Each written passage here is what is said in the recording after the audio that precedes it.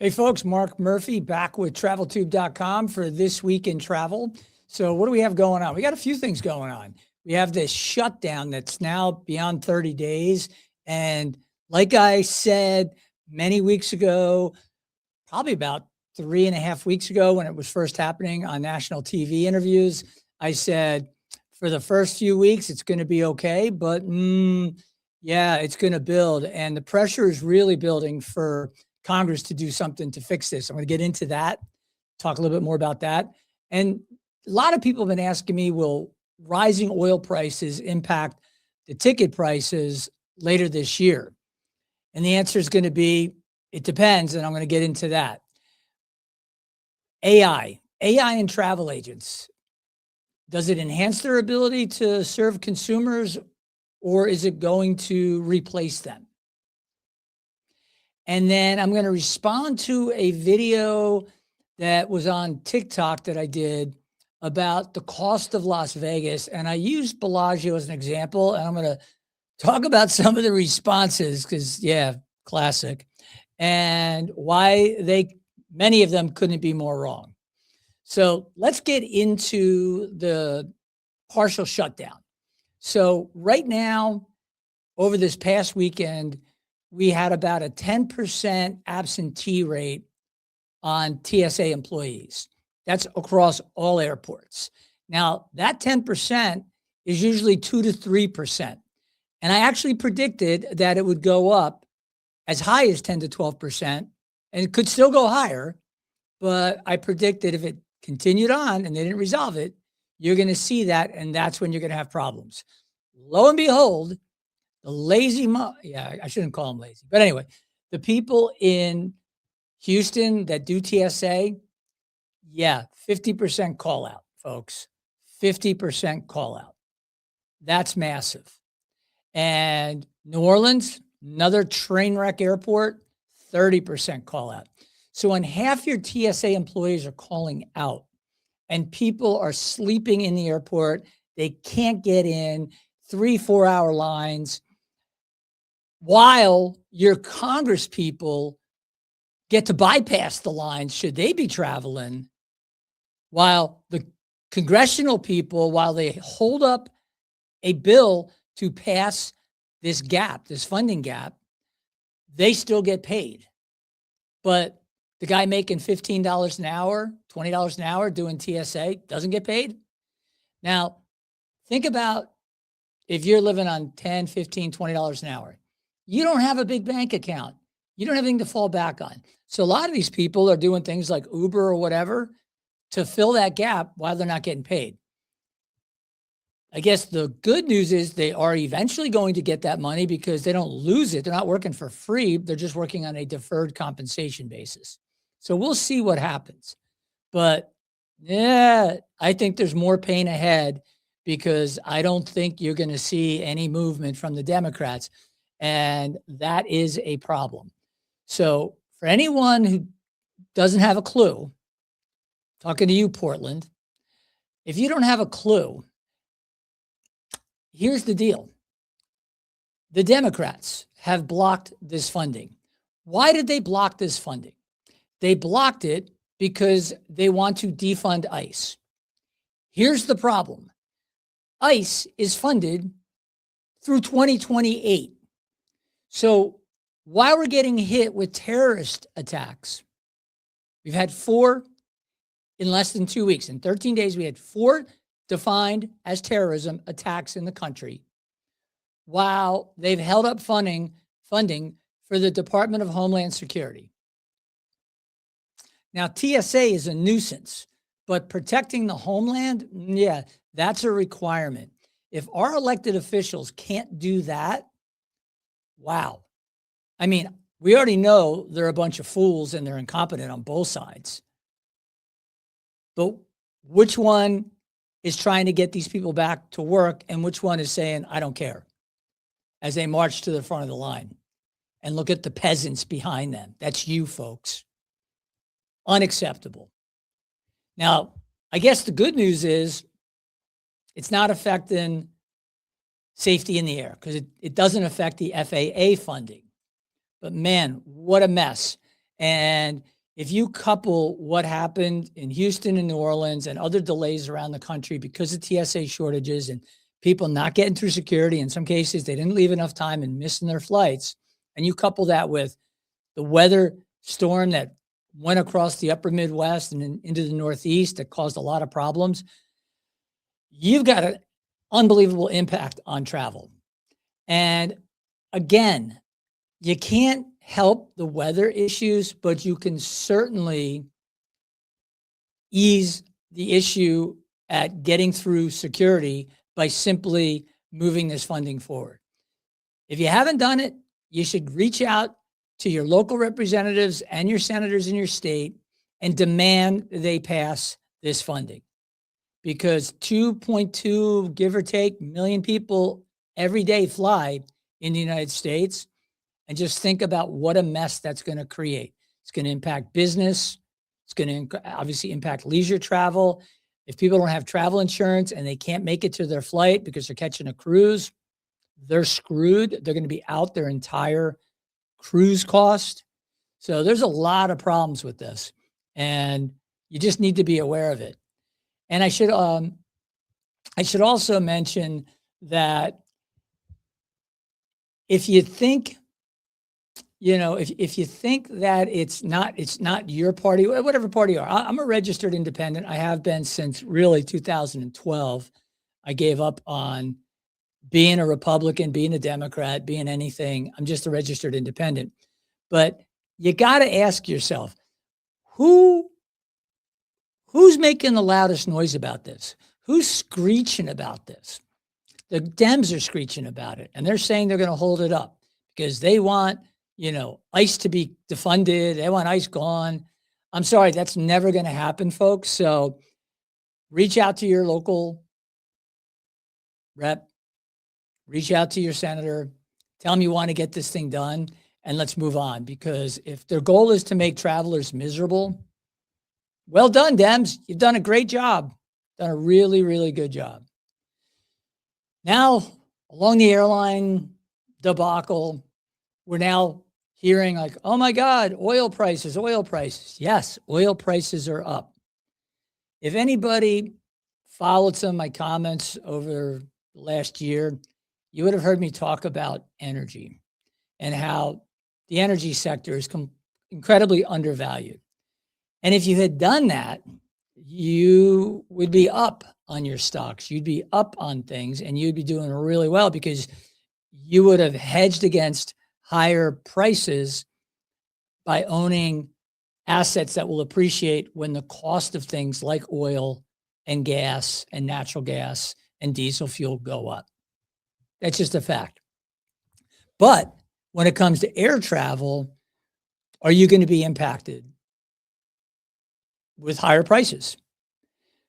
Well, if this continues, this action, war, whatever you want to call it, in Iran continues for months and months and months, and they don't get oil flowing through the Strait of Hormuz, then yeah, you're going to see higher and higher prices.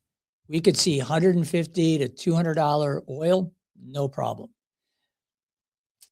There's a catch though, because that will lead to higher jet fuel prices, which on a single line item is the most expensive thing that the airlines have to deal with from an operating standpoint. Now, airlines over the years, over the decades, have done something called hedging. And what they do is when the prices in their minds are at an attractive level, they will lock in those prices for a period of time. And Southwest was really, really all over it for years. But in 2025, Southwest dropped hedging. They completely dropped it. They now just float with the market. Whatever the market price is, that's what they're paying. However, and that's this, and all U.S. carriers, I don't know a single U.S. carrier that hedges. The one kind of interesting exception is Delta, because Delta Airlines owns a stake, or maybe all of it, in a refinery, which covers like 75% of their baseline costs in terms of the baseline need for fuel for their planes. And because of that, and it's escaping me the name of the refinery, but it's an interesting play, like that vertical integration down to like the natural resources that they need to operate the planes. They did that, and that's basically a hedge. So when I say nobody's hedged anymore in the U.S. with the U.S. carriers, Delta kind of is, and that's going to protect them from any kind of price shock for the most part. Where you see a lot of hedging, in some cases, 80-90% of the fuel use expected for 2026 is on the international carriers, and in particular, the European carriers. So my tip would be to look at the pricing of the European carriers flying from the US, let's say if you're going to Europe this summer, and see how they're responding. Because if they're hedged, they're not going to have an impact. However, what they will do, and you can call it collusion or whatever, airline pricing is dynamic. But if you've ever noticed, airline pricing moves. When one airline lowers prices, the other ones come in like a minute later and lower their prices to match. And it's all this revenue management that they use, great software that gets them to squeeze out as much money as possible from every seat on the plane, depending on how full it is. The price is low when the plane's empty and far out from travel for the most part. And then as you get tighter and tighter with fewer and fewer seats, they raise that pricing. So I could envision a foreign carrier that's flying between, let's say, New York and London, who's got a great cost advantage, but instead of, trying to make it really attractive pricing wise, could they match that US carrier that doesn't have that flexibility and make even more profit? Or do you think they're going to drop the price, undercut their competitors, and pick up market share that way? Time will tell, but keep your eye on that, because that's something that is going to happen, and they'll have to make that decision, especially for those carriers, Lufthansa, whoever, the Gulf states carriers, Etihad, you name it.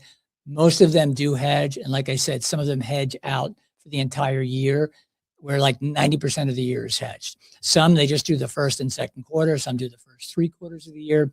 You can look it up. Just use a Grok or a ChatGPT search, and you'll see which ones are hedged for this year and which ones are hedged all the way through for the most part, or just for the first quarter.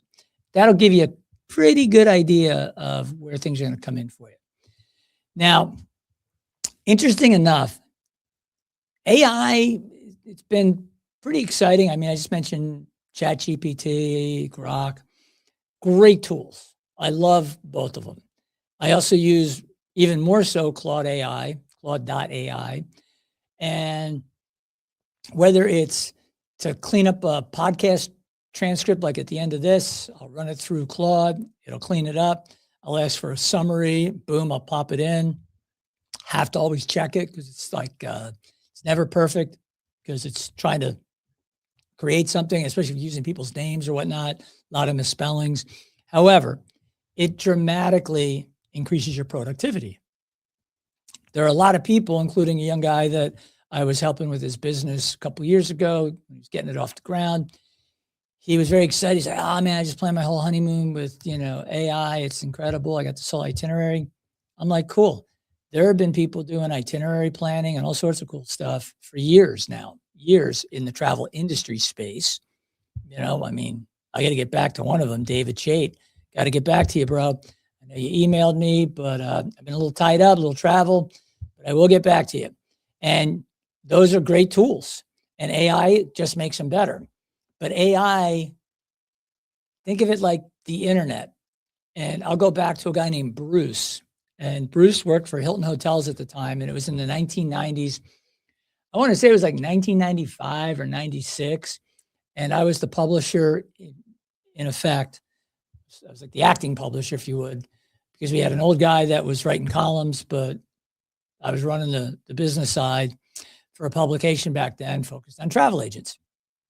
And I was at a conference with 5,000 industry people over in, I think we were in Portugal. Yeah, it was in Portugal. And when I was there on the trade show floor, he's like, "Man, you better find a new job, because travel agents are going out of business." And I was like, okay, whatever. Yeah, the internet was going to replace them, the Expedias, the Orbitses, et cetera. And folks, that just did not happen. It took some transactions away that were not really super profitable for these folks. But for the most part, the folks in the industry shifted their business and shifted their approach and created new opportunities for themselves and their customers. And they did it with tools provided by that thing called the internet. So, as remarkable as this man's prediction was, which was just stupid, um, I mean, it's so funny how some people think they're just like in absolutes. No, I view AI in this instance as a great tool that's going to make it much better and more efficient for the travel agent to be able to utilize it to add value to trip planning and providing advice, whatever it happens to be. So from that standpoint, it's fantastic. Welcome AI with open arms, folks. If you're a travel agent, understand how to use it, understand how to write prompts, take a couple of courses if you can. There's a ton of free stuff online that you can take. Just take advantage of what's out there and become a productivity king or queen. Don't, worry about it. Don't be Asta from years ago where, 20 years after they cut commissions for airlines, I still had travel agents talking about and organizations talking about, oh, they cut commissions, they went to zero. And it was like, yeah, they cut them in 94 and phased them out a couple years later for the most part. The hell you talking about, man? If you're still upset about that, then, okay. And if you see how airlines treat your customers, again, most airlines, that are flying in the back of the plane in the economy or premium economy, it's like a bus. It ain't great. So if you think that the airlines give a crap about you as a travel agent, think again. They love to get your business. And yes, you can make money selling airline tickets. I'm not saying you can't. There are ways to do it. I'm not going to get into it on this podcast. But at the same time, don't worry about these things. Embrace them. Somebody says like a Scott Adams, because I've got Scott Adams on the brain, just an unbelievable guy. He passed away recently, terrible. He added so much value to so many people.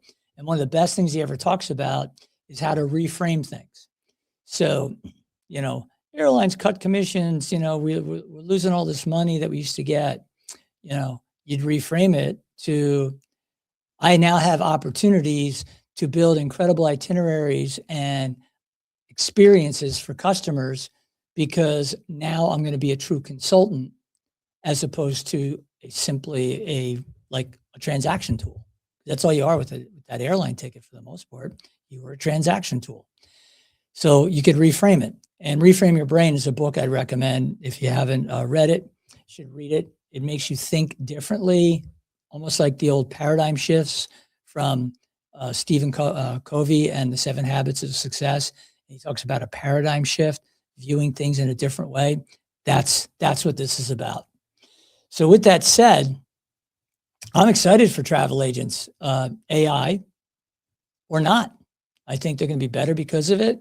And I would basically download and pay for Grok, Gemini, Claude AI, and ChatGPT, and figure out what their capabilities are to help you, and then take it from there. And now, because it's going to be a slightly shorter podcast than usual, I want to get into TikTok and the Bellagio video. So here's what's interesting. I said, and it was cut from a larger, longer video, but the gist is Las Vegas has priced itself out of the market. It has gotten ridiculously expensive. I mean, ridiculously expensive. So expensive that when you mention Vegas to people online, you get one of two things for the most part. You get like, Vegas is dead to me, or Vegas is ridiculous, I'm never going back, or whatever. Or you get the people that go, well, I don't pay anything because I gamble and, blah, blah, blah. I get comped rooms. I get free food and beverage credits, whatever. Let me give you a little hint, folks. My grandmother, Ruth Godfrey, look her up. She won the World Series of Poker back when they had women separate from men. I believe the year was 1981. She actually has a little Wikipedia page. I know a little bit about Las Vegas and gambling. She won it at Binion's, where the World Series of Poker was held for years and years and years. And the thing is, she was never rich, ever. Now, the pots back then were tiny. And on the women's side, the buy-in was smaller, so the pot was smaller. But here's the thing. If you gamble, the house has the odds. Now, can you beat those odds? Sure. I've gone in and played some blackjack and walked out with $500, $1,000, but I've also lost whatever I was willing to lose. It happens. But I view it as entertainment. I don't view it as a way to get a free room or whatever. You know, I'm not that interested in it. I'm not going to sit at the tables all day. And in fact, when I go to Vegas, I never gamble. Like when you see me gambling, I'm bored. I got nothing else to do. I'll throw a few bucks on the table. I'll play a few hands. If I get up, I walk away. If I lose it, whatever I put out, I walk away. So I'm not the guy that's going to get the free room. But the person who's talking about getting comped rooms and comp food and everything else, they're gambling, and they're probably gambling at a higher level than most people ever do. And if that is indeed the case, they are probably paying for the hotel room in a different way. You feel me? Now, if you're the person that's like, I never lose. Okay, God bless you, man. You've like, woo, you've got like alien technology in your head or something. But on average, you're going to lose. You're going to lose over time on average. So that's just a fact. Now, if you factor that in because you love that, that's your entertainment. And if you lose $3,000 or $4,000, you don't care because you're getting the hotel room and everything else. And it's kind of like a trade-off. I get it. I totally get it. Your entertainment costs you money. Your hotel and your food and beverage is free. Or you can not gamble and you pay for the hotel and food and beverage. It's like one way or the other. And if you get lucky and you walk away with money at the end, God bless you, because you got all that free stuff and you made money. But again, the odds are against you. So what was funny to me was looking at some of these comments. So I'm going to pull up that actual, there you go. Actually, first thing I'm going to pull up is this. This is just a quick, I think it was Gemini look.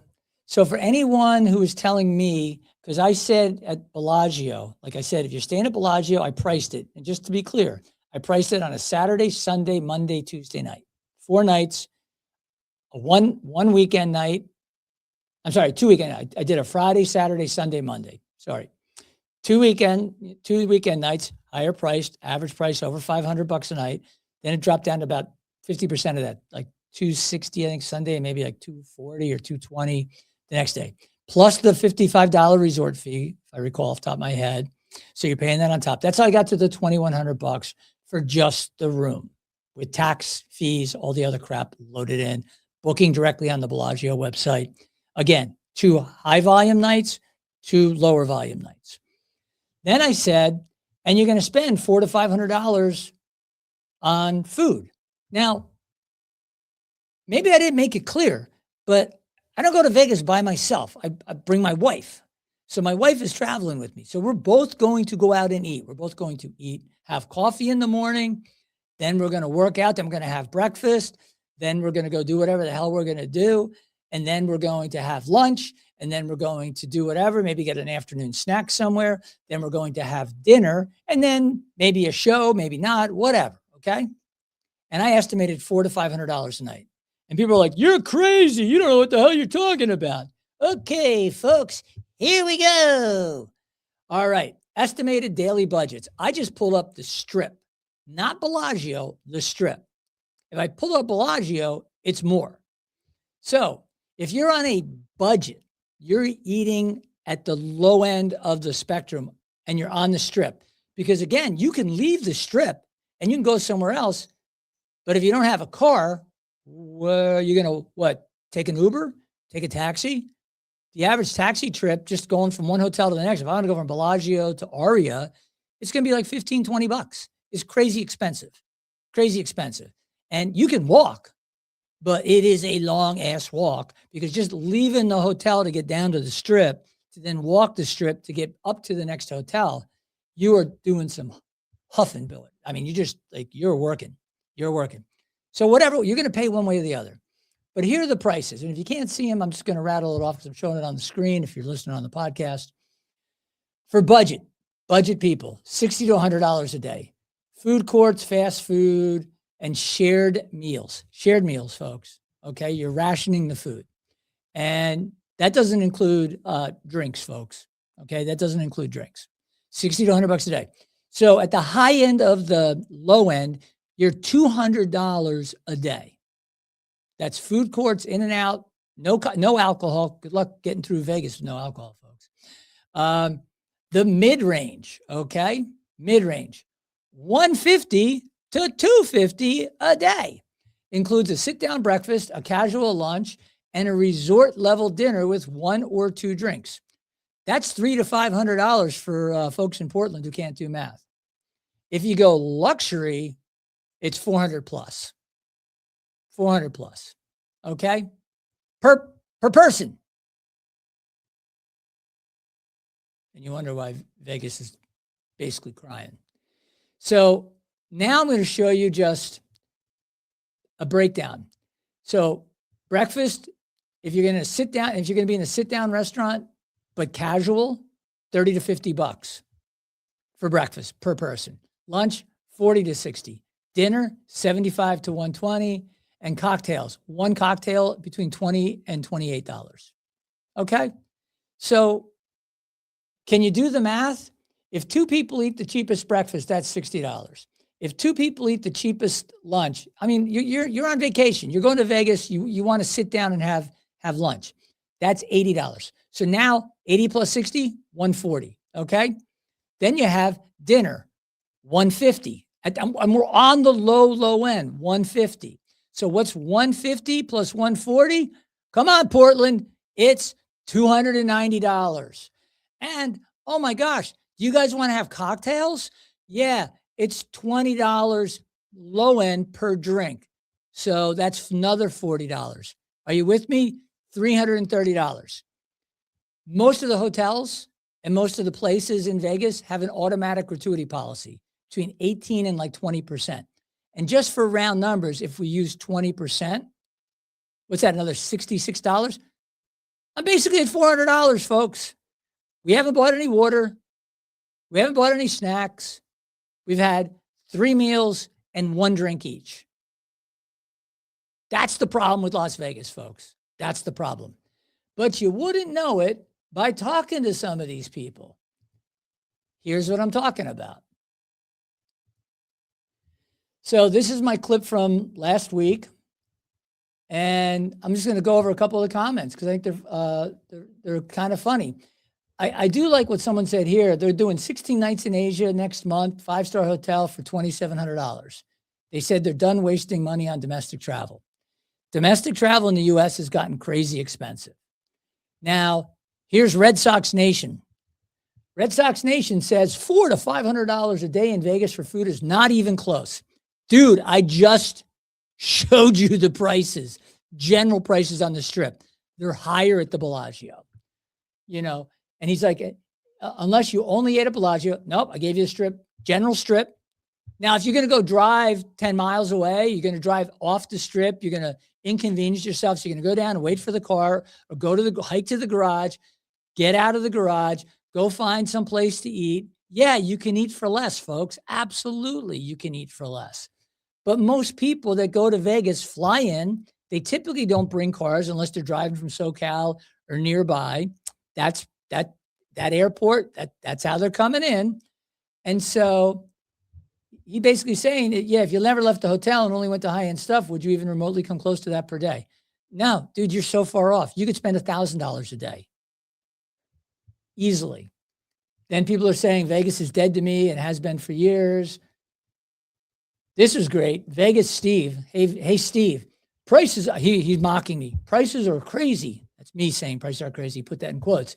As he drinks his Fiji water. Laughing emoji. God, Vegas, Steve, you're so right. See, I love Fiji water. This is my commercial.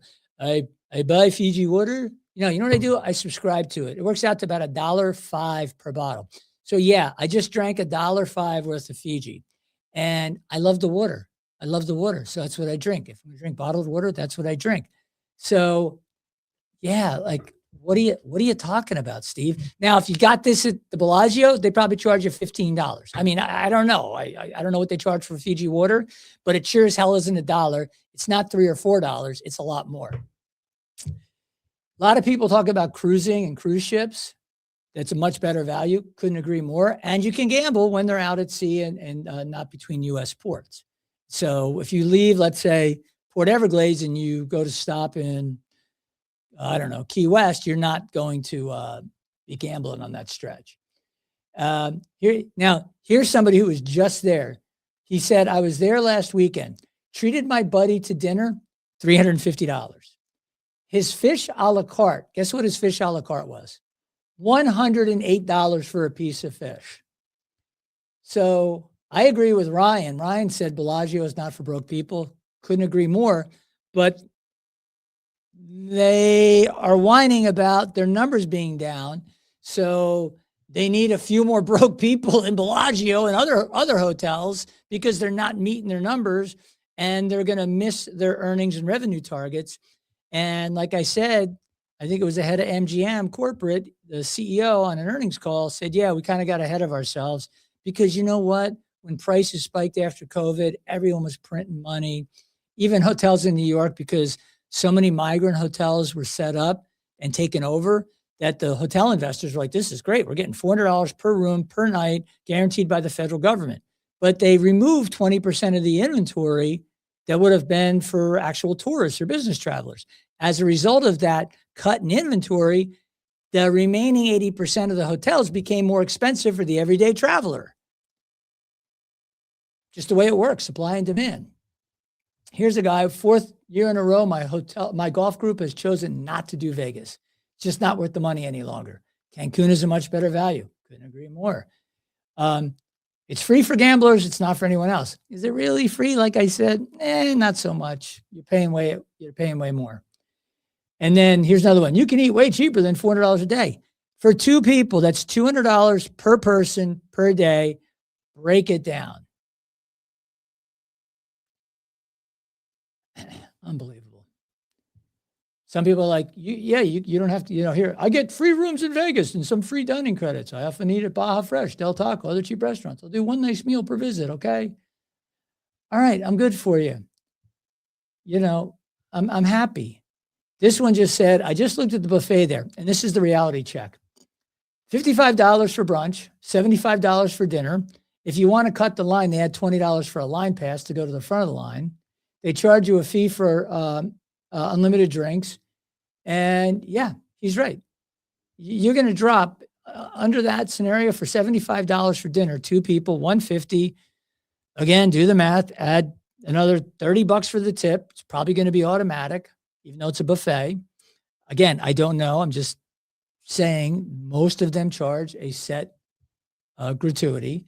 You're at $180 for dinner at a buffet. Now the buffets are really nice. Don't get me wrong, but it's $180 and you're serving yourself. Oh boy. Okay. Vegas has died. That's a 7-day Caribbean cruise for that kind of money. Yes, you're right. I won't return to Vegas. He said, same as being on the beach, used to be cheap. Yeah.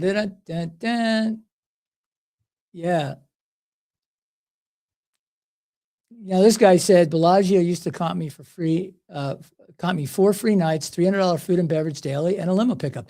So here's a guy. Let's think about this. Here's a guy staying at the Bellagio, gets comped, and they give him, here we go, one person, $300 a day food and beverage credit.